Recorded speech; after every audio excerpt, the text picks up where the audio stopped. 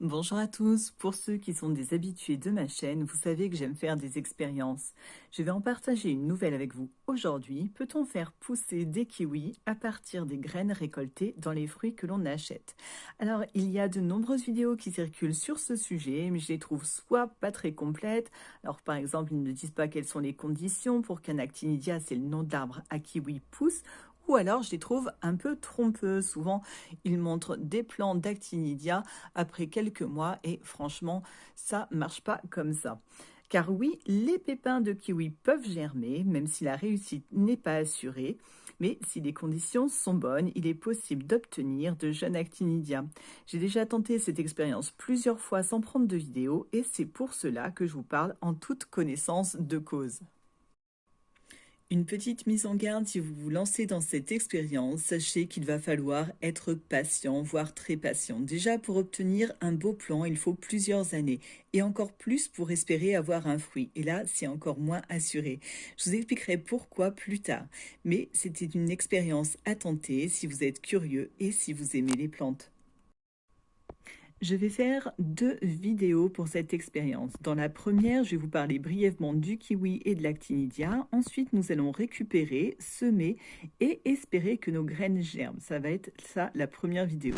Dans la deuxième, je vous expliquerai comment repiquer et prendre soin de vos actinidia et si vous pouvez espérer obtenir des kiwis. Je vais vous faire une rapide présentation du kiwi et de l'actinidia, mais promis, c'est pas un cours de biologie, ça va être rapide. Le kiwi, l'actinidia, donc, est une liane et non un arbre qui provient de Chine. Ça, déjà, c'est important pour l'histoire de la liane. Il apprécie les hivers doux et les étés chauds. Et ça ne l'empêche pas de pousser sur tout le territoire français et en fructifiant généreusement. Ça, c'est plutôt une bonne nouvelle. Comme vous le savez certainement, il existe différentes variétés de kiwis. On en trouve désormais assez facilement dans les supermarchés. Vous voyez, c'était pas trop long.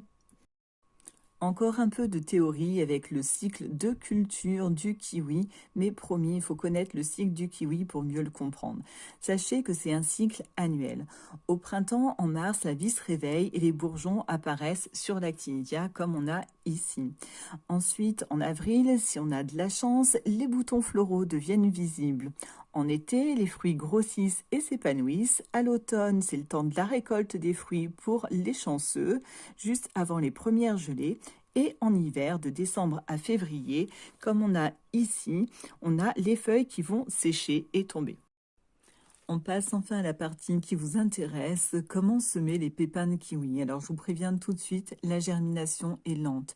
Pour les personnes impatientes, passez votre tour avec ce fruit car ce n'est que le début de l'attente. Pour les autres, la germination se produit en général entre 1 à 2 mois après le semis. Alors du coup, quand semer? L'idéal serait en novembre-décembre pour être dans le cycle de culture avec la germination en janvier-février et un espoir d'avoir un mini-pied au printemps. La première étape, ça va être de récupérer des graines. Alors, vous connaissez le kiwi. Ce qu'on va faire, je vais le couper en deux déjà et on va voir plusieurs façons de procéder. Hop, voilà, comme ça. Alors, les graines, vous les connaissez. Je vais me rapprocher un petit peu. Voilà, qu'on voit bien. Les graines, ce sont ces minuscules pépins noirs qui croquent sous la dent lorsqu'on mange nos kiwis. Alors, on va avoir plusieurs façons de les récupérer. Donc, soit vous les coupez comme ça dans le sens de la largeur ou vous pouvez aussi le faire dans le sens de la longueur. Je vais vous montrer les deux façons. De toute façon, l'important, c'est de récupérer nos petites graines. Une petite chose importante que j'ai oublié de vous dire, c'est de bien choisir votre kiwi. Il faut choisir un kiwi qui soit bien mûr. Même s'il est à la limite d'être trop mûr, ce sera parfait, car comme ça, vos graines se sont arrivées à maturité. Alors, comment le choisir? Quand vous êtes dans le magasin, vous le prenez comme ça et avec le dos de votre pouce, vous appuyez dessus. Si ça s'enfonce, qu'il est mou, c'est bon, vous pouvez le choisir. Ça vaut aussi pour les prendre, pour les manger. Comme je suis joueuse, on va essayer deux façons de faire pousser les kiwis. Alors, il y a de nombreux tutos où les gens vous invitent à semer les graines dans du sopalin, du coton, etc.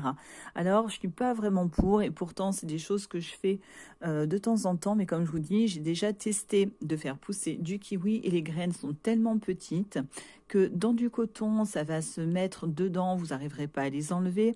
Et pareil, dans du papier absorbant, dans du tissu, je trouve que ça n'a pas un bon rendu en fait. Donc le mieux reste dans la terre. Par contre, les deux expériences qu'on va faire, c'est d'un côté, on va prendre des graines qu'on va nettoyer et de l'autre, je vais juste couper une tranche ou deux que je vais mettre dans la terre.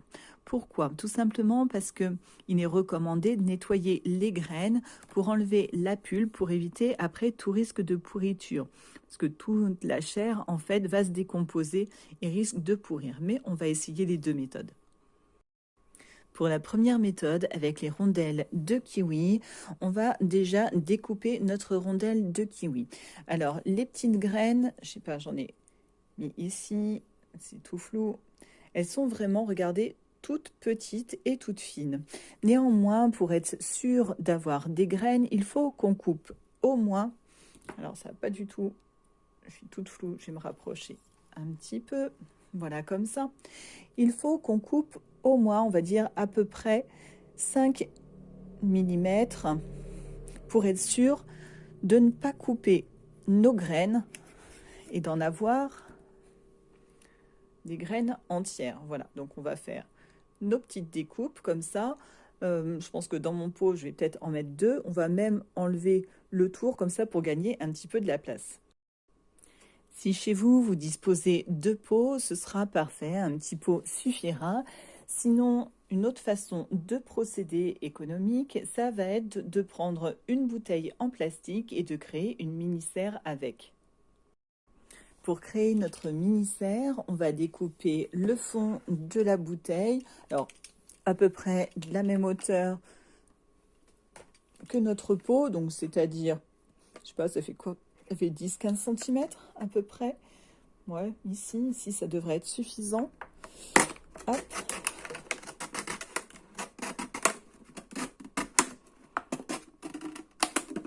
Ça me rappelle un peu quand on faisait les loisirs créatifs enfants. Donc voilà, on a notre petit pot. Et on va prendre en haut, alors il n'y a pas besoin que ce soit très haut, pour faire... Ah, et encore, ça va aller, je pense que ça va aller un petit peu. Donc comme ça, juste le bord. Ouais, je sais pas. J'aurais dû le faire peut-être un petit peu plus haut. Donc le bord de notre bouteille. Hop.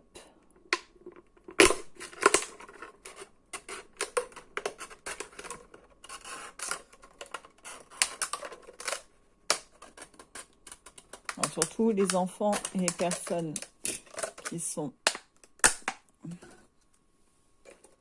Hop, ouais, voilà. Comme ça fait notre mini-serre. Sinon, on peut la mettre aussi dans l'autre sens.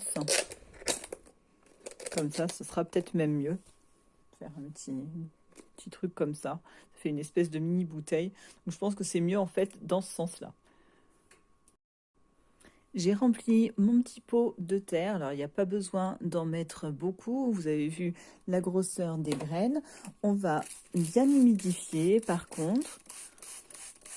Hop, parce qu'après, on n'y retouchera pas.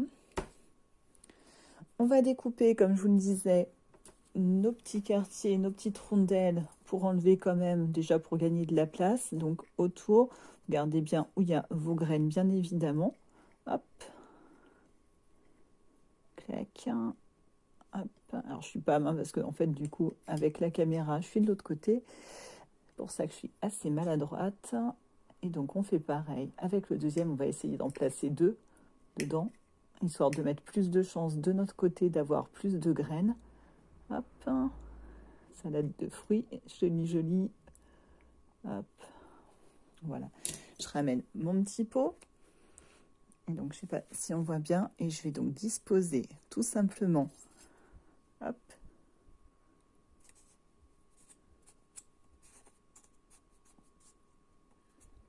Voilà, comme ça. Et on va recouvrir de terre. Donc, je remets un petit peu de terre dessus. Pareil, pas la peine d'en mettre non plus énormément. Un petit peu quand même plus qu'on verra que sur les graines qui seront toutes seules. Parce que là, on a donc la chair. Donc, on met un bon centimètre. On appuie. Et on va humidifier.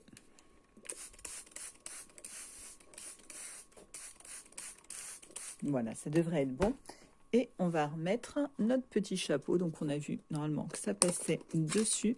Voilà, c'est parfait. Et on a notre petite serre. J'essaie de partir.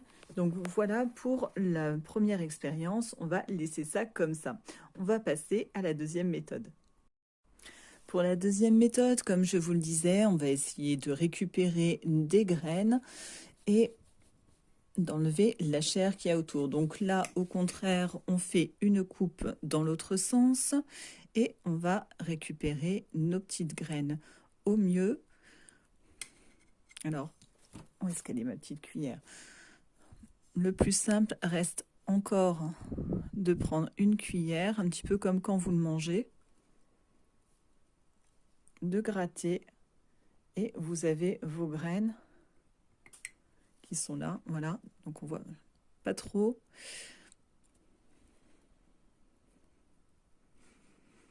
Donc vous faites un signe avec au moins la moitié d'un kiwi pour avoir le maximum de graines possible. Avec un quart de kiwi, on a déjà tout ça, donc je pense qu'on a au moins 50 graines, si ce n'est plus, donc ça en fait déjà pas mal.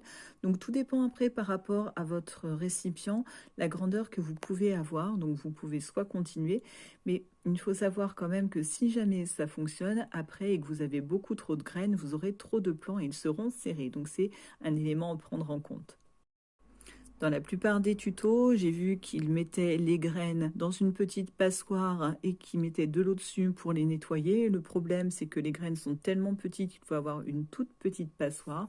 Donc, une autre façon de faire, j'ai essayé de me mettre comme ça, c'est de prendre un papier ou un tissu. Et alors, bon, là, je tiens, on va mettre nos graines dessus. Je vais peut-être poser le téléphone. Donc, vous mettez vos graines sur votre tissu et on va les frotter.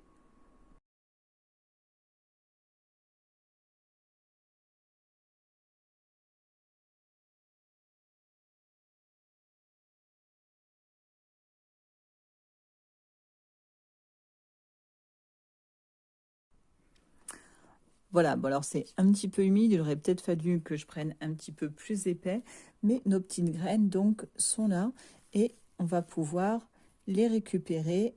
Il y a un tout petit peu de chair, mais quand même quasiment pas. Vous voyez, si j'arrive à les attraper, hop. Donc le résultat est plutôt pas mal. Si jamais c'est vraiment trop humide, on prend une autre serviette, hop. Comme ça, on va faire une sorte de transfert. Alors pour les personnes qui me disent « Ouais, vous avez du sopalin avec de l'encre », je suis désolée, mais c'est pas moi qui fais les courses. J'ai beau le dire à mon chéri, il choisit toujours du sopalin comme ça. Je sais, c'est pas bien. Hop. Donc voilà, comme ça nous permet de récupérer nos graines qui seront un petit peu moins humides, moins dans le papier détrempé. Autre possibilité, si le papier est trop détrempé, vous le posez sur une petite assiette et vous le mettez au-dessus du radiateur pendant quelques heures à une nuit. Comme ça, le lendemain, vous pouvez récupérer vos petites graines sans problème. Voilà, j'ai récupéré les petites graines de kiwi. On va maintenant pouvoir passer au deuxième semis. Pour ce semis, j'ai pris une petite boîte de récupération. C'est une boîte à coton-tige. L'avantage, c'est que dans ces boîtes, on a un fond qui n'est pas très haut, donc c'est parfait pour nos graines de kiwi. Comme je vous disais, vu qu'elles sont petites, on a des toutes petites plantules ensuite, donc c'est pas la peine de mettre beaucoup de terre. Donc là, j'en ai mis quoi? Environ 1,5 cm, c'est largement suffisant. On va mettre nos graines dans la terre et on va les recouvrir avec juste 3 à 5 mm de terreau. C'est suffisant quand vous voyez la grosseur des graines. Si vous voulez voir sortir les petits bouts, c'est pas la peine de trop les enterrer. Comme précédemment, surtout, humidifiez bien votre terre au préalable. Ce dont vont avoir besoin vos graines, c'est de chaleur et d'humidité. Si vous n'avez pas de petit pot, vous pouvez faire comme j'ai fait tout à l'heure, c'est-à-dire de prendre une petite bouteille et de faire une mini-serre avec. Donc on prend nos petites graines, on va essayer de les semer un petit peu partout pour qu'elles ne soient pas trop serrées. Donc ça, c'est pas évident. Donc ça en fait quand même une bonne quantité. Vous voyez, avec juste un quart de kiwi, on a largement assez de graines. Je me disais une cinquantaine, je suis même pas sûre. Je crois que je vais même pas toutes les mettre. Parce que j'ai peur que ce soit trop serré après. Allez, encore quelques-unes où il y a des petits trous. Hop, je vais me rapprocher un peu. Alors, je ne sais pas si on va trop voir. Hop. Vous voyez, donc ce sont les petits points. Là, comme ça, donc je pense que c'est suffisant. On va remettre de la terre et humidifier. Une chose que j'ai oublié de vous dire, c'est d'utiliser du terreau qui soit vraiment très fin, car sinon vos graines vont avoir du mal à percer. Donc généralement du terreau à semis, ou alors vous pouvez le mettre dans un petit tamis, justement, pour l'affiner un petit peu. Donc voilà, hop, j'en ai un petit fond là-bas.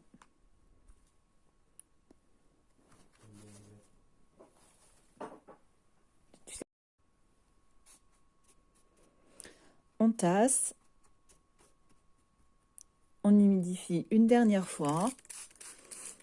Et après, si vous avez un rebord de fenêtre, on pourra mettre nos semis. Il est préconisé une température de 20 degrés, de la lumière pour plus tard. Et voilà, le tour est joué. Il ne nous reste plus qu'à attendre. 15 jours après avoir planté nos graines de kiwi, il est temps de faire un petit point. Alors, si je me rapproche, je pense que vous voyez assez bien ce qui se passe. Donc ça, c'est le pot où on avait mis nos rondelles de kiwi. Et comme je vous avais dit, il y avait un risque pour que ça fasse des moisissures et donc on n'y coupe pas. On verra du coup si ça parvient malgré tout à pousser un petit peu plus tard. Si on va dans l'autre petit bac, alors j'avais cru voir quelque chose, oui ici, mais je pense que je vais mettre en macro. Vous voyez ici, c'est ça que je veux vous montrer. Je me suis mise sur la table, j'espère que vous verrez un petit peu plus. Alors ici, là et là, ce n'est pas de la pourriture qu'on voit, je vais essayer de zoomer un petit peu. C'est pas très clair, mais en tout cas, croyez-moi, ce sont des petites racines qui sont en train de se former. J'en vois une autre là-bas. Vous voyez, juste là ici, vous voyez, c'est vraiment tout petit par rapport à mon doigt. Si je me mets comme ça, c'est vraiment tout petit. Donc, en fait, nos graines sont bien en train de germer. Une semaine plus tard, c'est à nouveau le temps de refaire un petit point. Sur notre bouteille avec les rondelles, on n'a toujours rien de neuf et toujours de la pourriture, mais on va quand même leur laisser leur chance. Hop, je pose. Et ici, regardez un petit peu cette forêt de petits kiwis en devenir. C'est vraiment très impressionnant. Tout ce qui a poussé en seulement une semaine. Donc vous voyez la différence entre les deux, il n'y a vraiment pas photo. Ça vaut la peine de nettoyer vos petites graines de kiwi et de prendre le temps justement pour avoir un véritable résultat et bien plus rapidement. Du fait, vous me direz, ça en fait beaucoup et beaucoup trop, c'est certain. On va quand même les laisser pousser un petit peu plus pour avoir de vraies feuilles, car si jamais on commence à les toucher ici, à les manipuler, vu que la racine est très très mince, on risque de les casser. Regardez par rapport à mon doigt un petit peu la grosseur de ces plants. C'est vraiment tout petit et très fragile.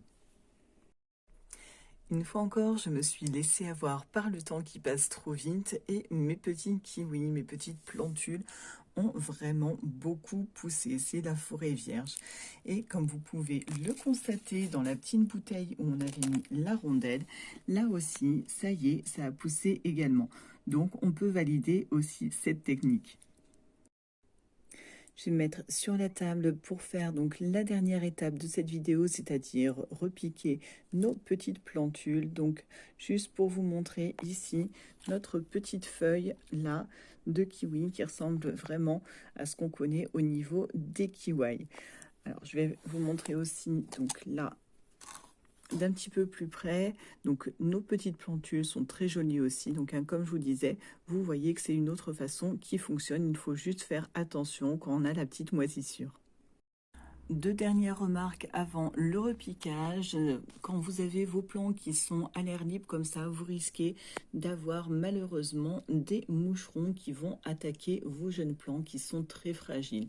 Donc vous pourrez retrouver dans mes vidéos justement les différents moyens d'essayer de s'en débarrasser pour qu'ils ne fassent pas trop de dégâts. Ça c'est la première chose. Ça c'est donc un piège jaune dont je vous parle dans cette vidéo. Une autre petite astuce aussi, quand vos pots ne peuvent plus être fermés, donc pour faire un effet de mini-serre, vous pouvez utiliser des petits sachets plastiques comme ça, des sachets de congélation et mettre donc par exemple vos pots comme ça à l'intérieur en mettant une petite ficelle, donc ça fait également office de mini-serre. On arrive dans une opération qui est assez délicate car comme je vous le disais, les petites racines et les plantules sont vraiment fragiles. Quand elles sont vraiment semées comme ici, qu'il y en a beaucoup trop, c'est là qu'on risque justement d'abîmer les racines. Donc le mieux que vous ayez à faire, c'est de prendre, alors moi je prends toujours mes super instruments, une petite fourchette, une petite cuillère et tant pis, n'essayez pas de prendre un seul plant à la fois, prenez-en par exemple plusieurs. Vous voyez, là on a des racines qui doivent être emmêlées les unes dans les autres. Donc on va les prendre. De toute façon, vu la quantité que vous avez, c'est pas bien grave si vous en perdez quelques-uns. J'aurais dû mettre une petite serviette. Hop, voilà. Et là, normalement, vous allez pouvoir les séparer plus efficacement. Voilà nos petites plantules de kiwi avec leurs racines. Donc ils sont plutôt beaux, bon, un peu secs, il manquait un peu de nutriments vu qu'ils étaient tous serrés les uns contre les autres. On va prendre un petit pot, vous pouvez prendre déjà un pot qui sera le pot définitif. Moi je suis un petit peu en pénurie, donc je vais prendre des petits pots de récupération. Vous faites tout simplement un petit trou, je me baisse, je suis à la main, donc là j'ai pas fait assez grand. Je vais poser le téléphone et je reprends. Bon, je suis un petit peu en surexposition, mais vaut mieux avoir trop de lumière que pas assez. Je suis jamais contente avec ma lumière de toute façon. Donc n'hésitez pas à faire un trou assez grand. Comme je vous dis, les racines, vous voyez, c'est vraiment du cheveu d'ange. Donc je vais même enlever un petit peu de terre, tant pis. Et on y va vraiment tout doucement. Hop. On tasse bien. On pourra rajouter un petit peu de terre là. Hop. Et comme lors du semis, on arrose plutôt avec un vaporisateur pour ne pas noyer notre petit plant. Voilà, notre première étape arrive à sa fin. On va laisser maintenant nos petits plants de kiwi pousser gentiment. Je vous retrouve dans quelques mois pour vous donner toutes les astuces, vous expliquer comment poussent les kiwis, comment en prendre soin, si on peut espérer avoir à partir de ces semis des kiwis, quelles sont les conditions justement pour réussir à avoir des fruits. En attendant, dites-moi en commentaire un petit peu ce que vous rencontrez comme difficulté, si vous arrivez à faire pousser vos graines et je vous souhaite bon jardinage, prenez soin de vous.